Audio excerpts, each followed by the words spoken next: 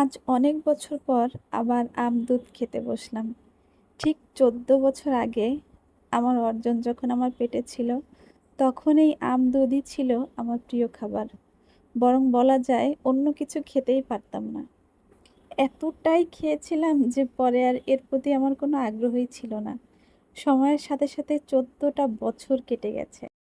আজকে খুব ইচ্ছা করলো আম দুধ খাই, আর সাথে ছেলেকে একটু খাওয়ানোর চেষ্টা করব, দেখি সে খায় কিনা।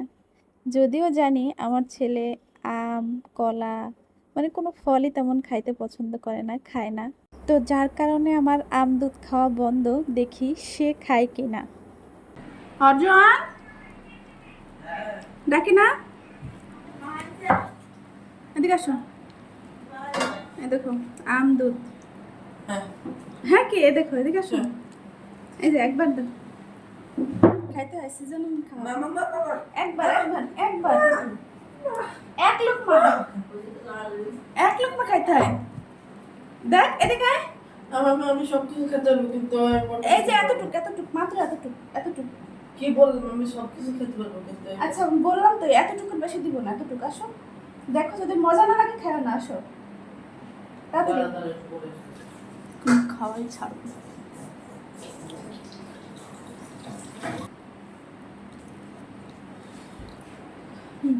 এখানে এখানে বসো, বয় বসো এখানে, বসো। বসো না, আমি বসতে বলছি, বসো বসো। শুধু আম দিব, শুধু আম দিব, বসো।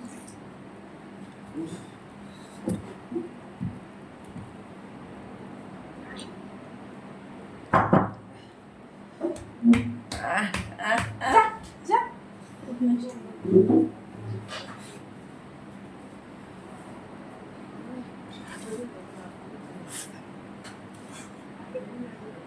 কিছু দেখানো না।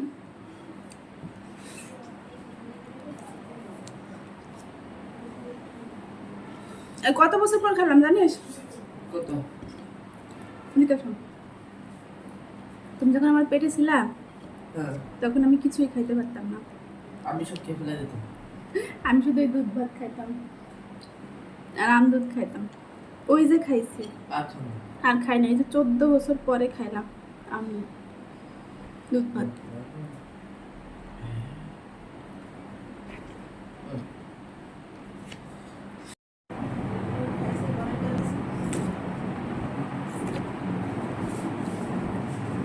মুখ তো আর পারতেছি না, বেশি হয়ে গেছে।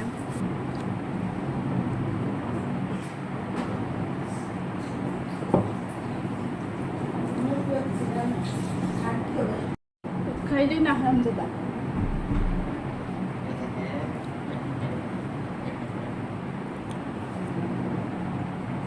কিচ্ছু খাই না।